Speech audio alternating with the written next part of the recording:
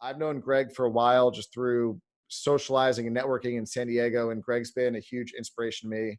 Um, Super successful, super nice guy, really just motivational, gets me excited to wake up in the morning. So, Greg, take it away and do your thing. Well, absolutely. Thanks for having me on. Yeah, we're going to have a little bit of a pattern interruption here. So my name's Greg. I'm here in the mean streets of Carlsbad, California.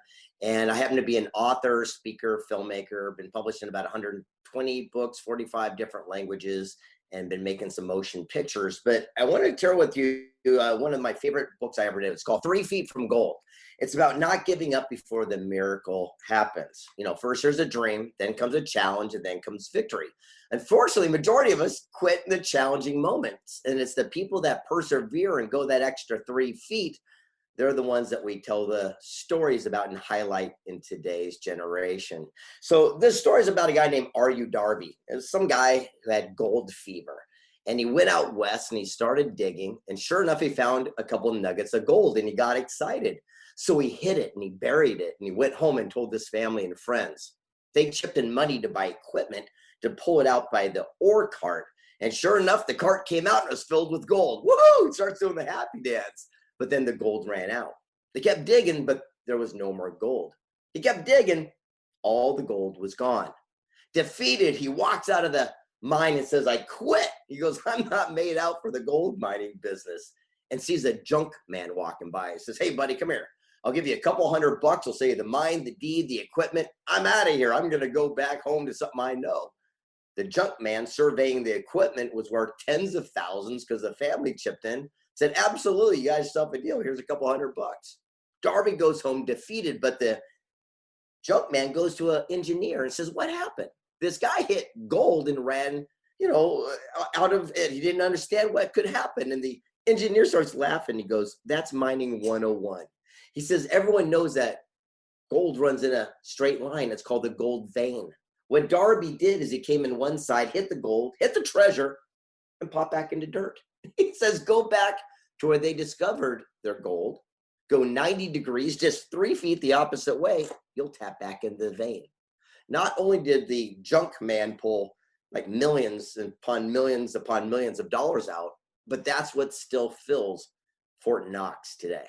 And the moral is, how many times have we or someone we know quit 3 feet from gold? We quit one class short from a degree or sales or marketing or building that sustainable well that we know we need to be doing. It's easy to quit, but it's the people that persevere and go that extra mile. Like I said, they are the ones that are celebrated. And the chances are, if you're on this call right now, you are one of those people. You are one of the few elite people that are going to actually do something. You see, many say what they're going to do and few actually follow through. And that's what this summit is all about. It's the action takers, the doers. It's the people that are willing to separate themselves from the 95% who just dream of success to the top 5% who actually achieve it. Now, listen, I'm going to tell you kind of an obscure story to make this point and illustrate it quite well. You see, the first time I ever did a book was called The Millionaire Mentor. And I was turned down by 268 publishers, agents, and printers in a row when I did my first book. Now, I'm gonna give you a backstory. I'm dyslexic. I can't spell. I can't read very well. And if you play me Words with Friends, you'll win every single time. But I wouldn't let that stop me. But I was turned down 268 times in a row. Everyone told me no. Everyone told me all the reasons why I could never be an author. But I would not let another person or myself talk me out of what I knew to be true. And on the 269th, publisher says, all right, we'll give you a shot. All we want you to do is change the title, the beginning, the middle, and the end part. It was horrible. So I got a ghostwriter who took my words and crafted them in a way that people would want to read it. And it went on to become a global phenomenon. So much so that one quote from this book was shared 37 million times already. And I'm sure you've seen my quote on coffee mugs and bumper stickers. You might not just know it's my quote. It's all about having a vision. It says, a dream written down with a date becomes a goal. A goal broken down into steps becomes a plan, and a plan backed by action makes your dreams come true. That quote that's been shared 37 million times came from a book that was turned down 268 times in a row. Now, this is the part that I get to very rarely share, but since I'm doing this out of my house, I can. People don't believe me. They say, that's impossible. Boom. Here's all my rejection letters. These are all the people that told me why I would never go on to become an author. And now we've inspired the lives of millions upon millions of people around the globe. And it all started with an incredible group called the Napoleon Hill Foundation. You probably know Napoleon Hill from his classic book, Think and Grow Rich. But what you might not know is how it all started. You see, when he was a young, aspiring magazine reporter, he gained access to the richest man in the world. His name was Andrew Carnegie. It was supposed to be a 30-minute interview, turned out to be 3 full days and nights. And at the end of the interview, Carnegie says, I like you, man. He goes, here's an opportunity. He said, work for me for free for 20 years, and I'll send you on a mission to meet my friends. You'll find out what they did and write the first ever formula for success. Napoleon Hill reached into his pocket and said, work for free for what? D may have 2 nickels rubbed together. He says, Mr. Carnegie, not only will I accept that, I promise you I'm going to complete the task. Carnegie says, fine, you got yourself a job. And then Hill says, well, why are they going to talk to me? I'm just a kid. I'm nobody. I'm not connected. He says, don't worry about it. I'll write you a letter of recommendation. When they see it, they'll know I sent you. I'll give you all the time you want. Sat down with Edison, Einstein, the Fords, the Rockefellers, Alexander Graham Bell, and wrote the 20th best-selling book in history. But here's where it gets cool. You see, Carnegie was a stickler for action and gave his guest only 60 seconds to make up his mind to work for free for 20 years. And when Napoleon Hill agreed to it, Carnegie pulled out a stopwatch that he had it hidden in his pocket, and there was 31 seconds left. Napoleon Hill made a major life-changing decision in 29 seconds that went on to inspire the lives of hundreds of millions of people. But what's fascinating about that story is that Carnegie made that same offer to over 250 men before Napoleon Hill. He was the only person to say yes. Everyone else had something called a bad case of the one size. That means I'm going to take action once I get the big break, once I get the kids out of the house, once I got enough money to finance it. Well, it's the people that take action. Remember this, it's the action in the law of attraction that makes our dreams come true. You got to think it, feel it, get off your backside. You got to take action, and you got to do it. How many times have we had $1 million idea in the shower? By the time we brush our teeth, it's down the drain. 10 years later, we see a billboard and go, holy smokes, there's my idea. The only difference between us and them is someone took action towards that dream. Well, that was in 1908. Fast forward 100 years to 2008. The Napoleon Hill family that survived, the grandkids and the foundation that bears his name, wrote the same type letter that Carnegie gave to Hill and gave it to me. I gave some knucklehead in California the Willy Wonka ticket to meet any human alive. So I got to travel around the planet to meet the most incredible human beings and tell their stories. And in 3 Feet from Gold, one of my favorite ones was a guy named John Schwartz. He invented something called super string theory. If you ever watched The Big Bang Theory, Sheldon was trying to figure it out, right? And the person who did it was John Schwartz. And I said, what is the difference between people who are successful and those who are not? And here's his answer. Pay attention to this one, because it's good. He said, successful people seek counsel where failures listen to opinion. Successful people seek counsel, failures listen to opinion. I go, what's the difference?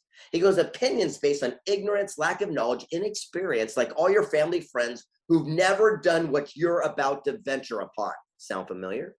Counsel's based on wisdom, knowledge, mentorship. People have already paved the way.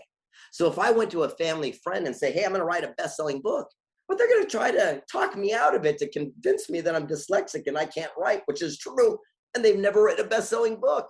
But if I went to Jack Canfield, Mark Victor Hansen, who wrote Chicken Soup for the Soul, they said, Greg, sit down. Here's what you need to know, and give you counsel based on wisdom, knowledge, and mentorship.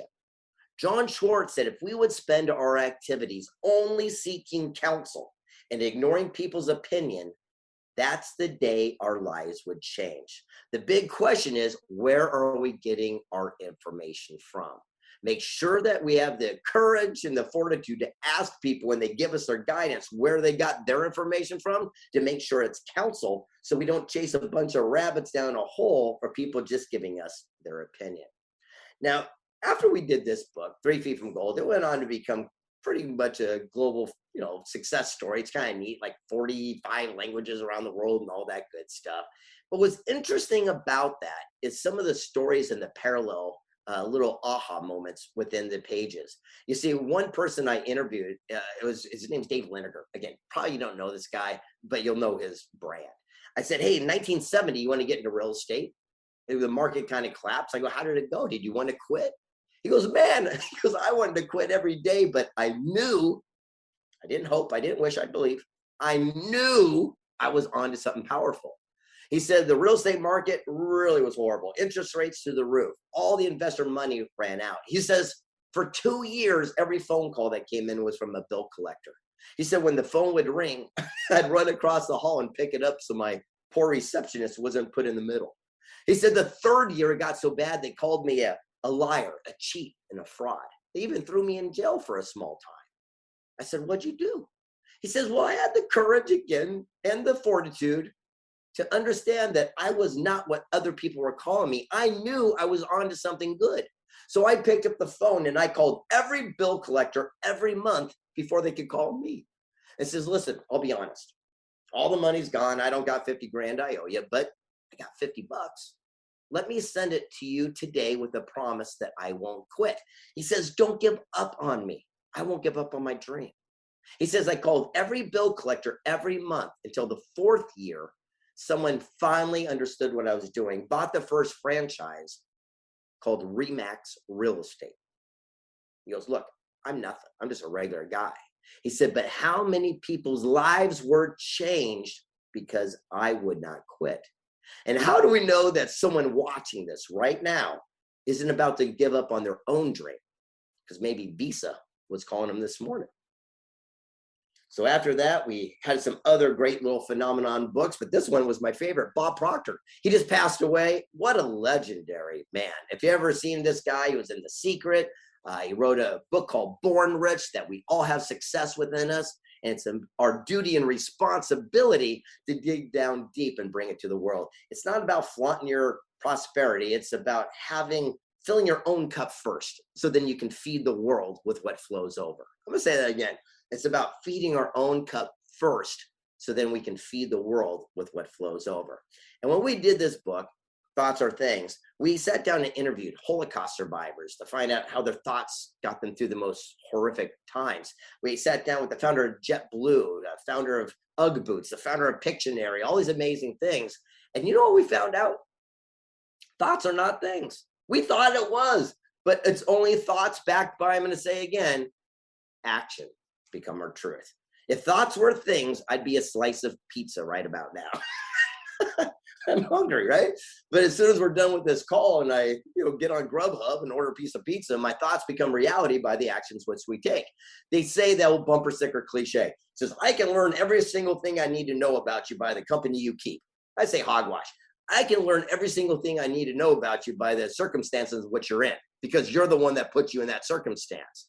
So if you sit there and say, I want a brand new well in Ethiopia, but you don't have a brand new well in Ethiopia, that just means you weren't willing to do the necessary action to make it come to life. People sit there and say, I want, I dream, I hope, I wish. Well, guess what? Wishing is not a strategy. A dream written down with a date becomes a goal. Then a goal broken down into steps becomes a plan. And then a plan backed by massive action makes your dreams come true. Now, on the same note, if we had that goal for a well and we strategize it, just so we did the little blueprint, and then we sought counsel of people who have already built wells in other countries and followed their blueprint and asked them for guidance and counsel, could you imagine where things would be? That is the secret of prosperity. And that's the circle of life. Surrounding ourselves with people we have respect for and not just people we have influence over. All right, I'm gonna take a sip. Stickability. Oh gosh, I love this one. Stickability, the power to persevere. It's interesting. I remember when I was writing this book, I was watching a TV show called 60 Minutes. And there's this guy on there named Marty Cooper. Now, again, you don't know him, but you know what he invented. Hold on one second. He invented this. Boom, a cell phone. You ever seen a cell phone? And I remember I saw him in 60 Minutes. 3 days later, I'm in his office. And I go, Marty, what does stickability mean to you? And here's his answer. He said, stickability has to be parallel with another word called flexibility. He says, if you're not willing to adapt, if you're not willing to adjust, you'll just get stuck.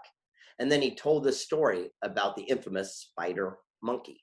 He said the spider monkey in the rainforest is the most quick, nimble creature. You can't harpoon it, catch it, it's too wiry.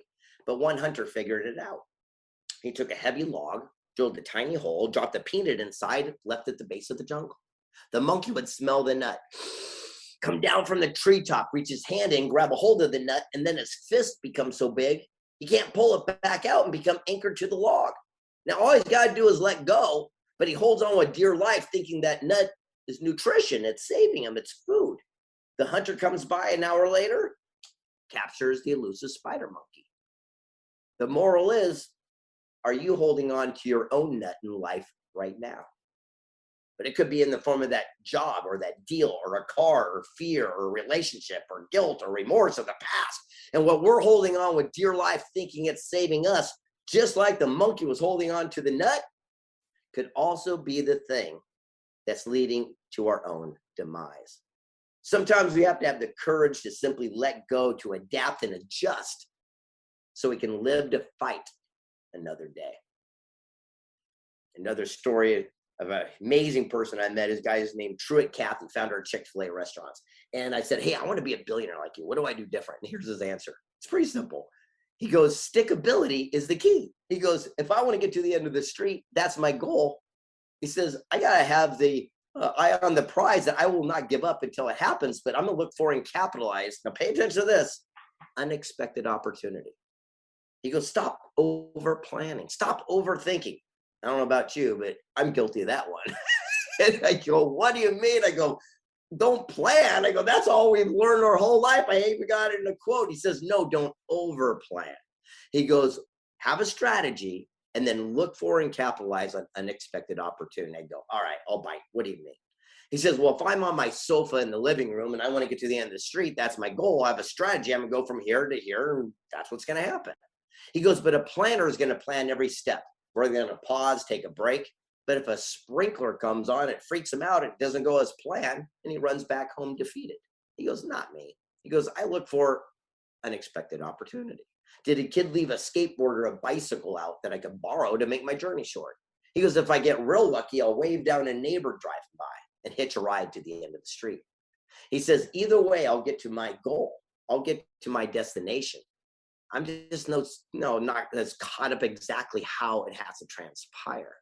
And it seems like so many people, including myself, get caught up on that stinking thinking.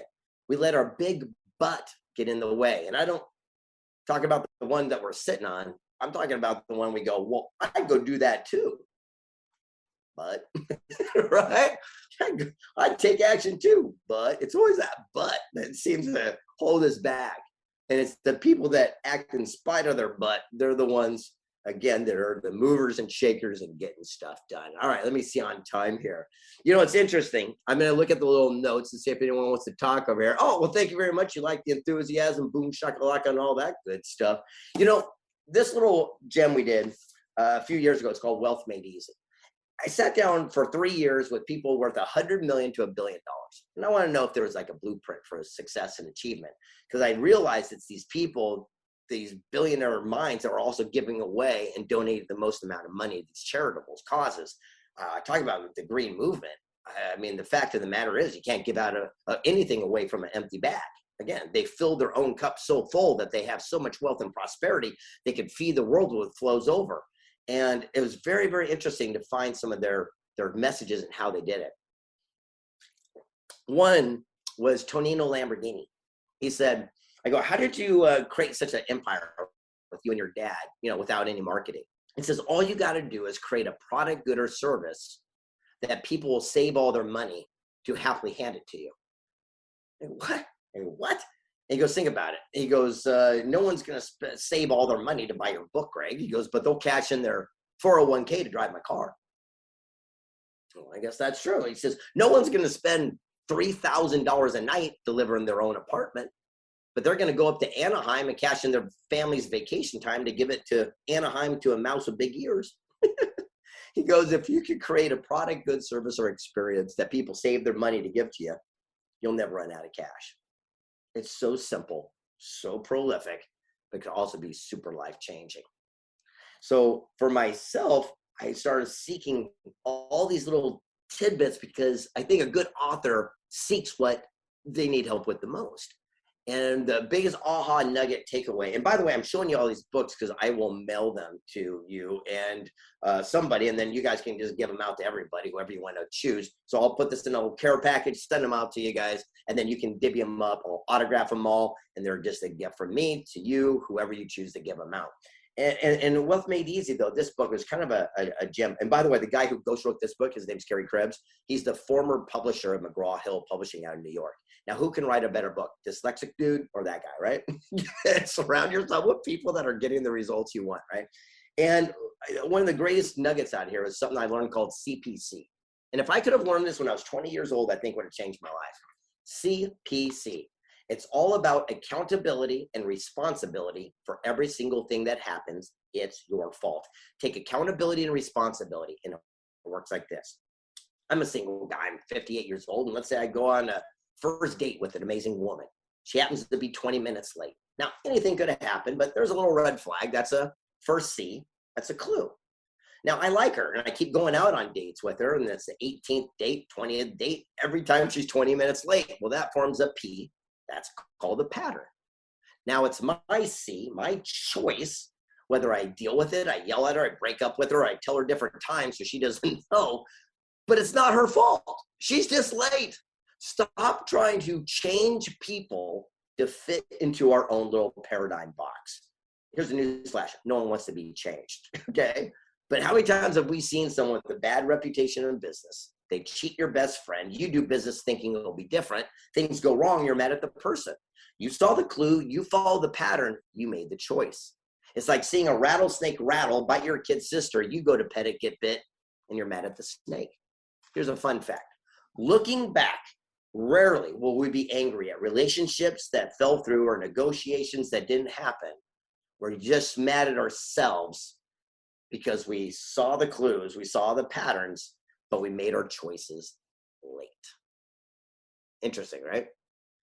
Now, people always ask, what's your favorite interviews of all these amazing people I've met? One of them is Steve Wozniak. You guys probably remember him. He started Apple Computer with Jobs. And I said, how did you and Jobs create so much abundance? I got to know. There's got to be a little secret to it. And he said something really brilliant. He says, we embraced our lack. I go, what do you mean? He goes, we embraced what we did not have. Most people run from lack. He goes, we ran toward it. And I go, I just don't get it. What do you mean? He goes, let me give you an example. He says, when these little, I'll use a bottle cap here. He says, when these little microchip processor things came out, he goes, they're very expensive. He goes, we could only afford one of these things. He goes, Jobs sold this car. I sold my calculator. We pooled our money to buy one of these little magical devices. He goes, but Hewlett Packard, they would make these machines that go from point A to point B with 20 chips. They had all the money of God. He said, so I pull away 5 and I go from A to B with 15. I'd pull away 5, get it to work with just 10. Eventually, we went from point A to point B using our one chip. He goes, we weren't trying to be, slick or aerodynamic or cool or whatever. He goes, we can afford one freaking chip. He goes, but embracing that as an opportunity, I found the shortest, cleanest path. He goes, thank goodness we didn't have more money. He goes, because by doing so and embracing that lack, we found the shortest, cleanest path, and we changed the way people do personal computing for the rest of the world, for the rest of their life. He said, where could you be right now in your own chosen field of endeavor if we stop looking at something as our greatest challenge and obstacle, but it might just be our greatest blessing, our greatest opportunity in disguise. This little book's called Ambition. It's about getting off our backside, taking personal accountability and ambition and getting things done. That goes over here into the tub of love. And this is one of my favorites. It's called Footsteps of the Fearless. Look, here's a news flash. You're scared, I'm scared, we're all scared. Successful people do it anyway. And we don't worry about what other people are going to say. Because no matter what, people are going to say something positive, and most people say something negative. It's up to us to decide the volume and the capacity in which we absorb it. The gal who started a little franchise many years ago. I don't know how old this audience is, but it's called Mrs. Fields Cookies. When I was a kid, back in the mall, you go and get samples and stuff. It's pretty cool. And Debbie Fields, who created it, I said, tell me how it all started. And she goes, well, when I was 19, I did it. She goes, but the way it began was from an unlikely source. And I go, what do you mean? She goes, when I was a kid, I was like 14, 15 years old. My mom cooked dinner for me every night, and it was horrible. And he goes, Mom's food or cooking was horrible. And she goes, one day I decided to boycott. So I sat there and said, I'm not going to eat this food. And the mom says, what? He goes, well, you can't get up till you eat all your foods. Debbie says, no, not going to do it. 2 hours goes by. Debbie, you can eat that food? Nope. 2 more hours. You can eat that food? Nope. Midnight rolls around. Debbie, you can eat that food? Nope.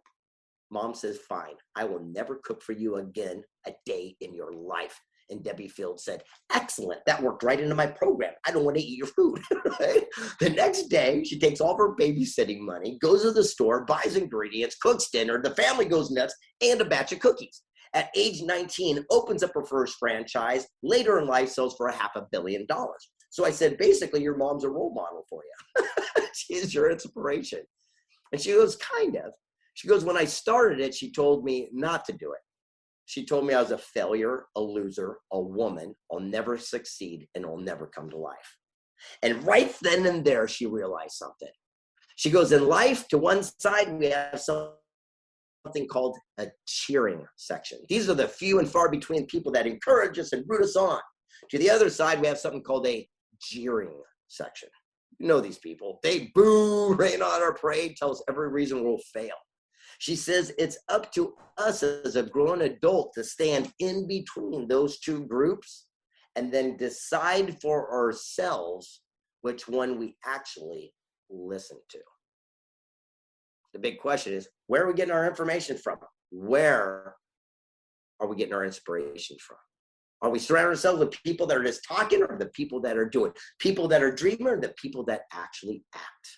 And again, it will be the action behind the law of attraction that makes our dreams come true. All right, I'm gonna look over here to see if anyone's talking to me over here. All right, 10 years of oils and gas, way from my vision, rebuild the Caribbean. That's awesome. Make sure you get in touch with me. If you go to Instagram, by the way, Instagram is Greg S. Reid. Greg S. Reid on Instagram. You can send me a DM. It goes right to me. No one else filters it. And the only thing I ask is, I don't like to talk about the weather, what the kids ate for dinner, or what your family dog's doing. But if you say, hey, I'm working on a business, proposal, who do you recommend I talk to? Or, hey, what's a good book for me to read? I'd be glad to hook you up. And again, all these books are going to be going to you. So somebody's going to be the recipient of those things. Then you can resell them on eBay for a nickel and make some money. This one we just did is called Milestones. Milestones is a good book, and I'll tell you the reason why. Because it seems to me that our happiest moments come down to our little milestones, our little micro moments.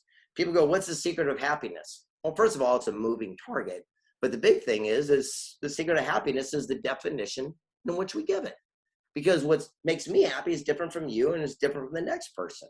And it's also, like I said, a moving target. So if I woke up today and said, man, it'd make me happy if I had a caramel macchiato waiting for me when I went downstairs, and boom, it's there, I'm happy. Well, then all of a sudden I think, all right, if I get to the office and there's no traffic, that'd make me happy. Hey, next thing, next thing, next thing. So happiness is the definition in which we give it. And I realize that the most happy people are the ones that celebrate their micro moments, their milestones. Because looking back in life, when they're pumping your chest in the hospital, no one's going to ask what kind of watch you came in, on your wrist, and what kind of car you drove in. When people reflect on our lives, it's going to be about those micro moments, those milestones. It's interesting. This a couple of years ago, I was very lucky. I mean, ridiculously, they gave me a star on the Walk of Fame in Las Vegas, and I'm right like 6 away from Elvis Presley. Yeah, that makes sense, right? And what's interesting about that is the reason I really wanted that to come to life has nothing to do with an ego play. Well, I guess indirectly it does. It has to do with my son. I'm 58, 59 almost now, and my son is only 9 years old. So I'm a late in life dad. And I figure the chances of him ever going to my tombstone or my grandkids will probably be slim to none. But for the rest of his life, every time he goes to Vegas, he's going to go, there's my pops, pour one out for the homie, right? So it's that'd be kind of cool. All right, I'm going to be wrapping up here in a second, but I'm going to tell you one more quick quick story.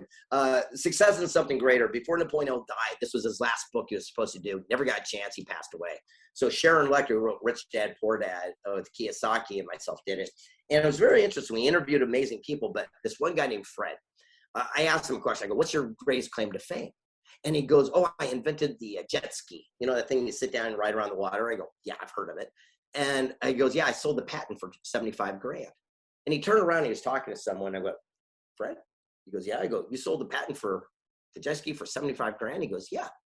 I go, that's got to kill you. And he goes, what are you talking about? It's the greatest thing I ever did. Turn around and start talking to somebody. You go, Fred. I go, come on, excuse me, sir. I got to ask you. I go, how can you say that?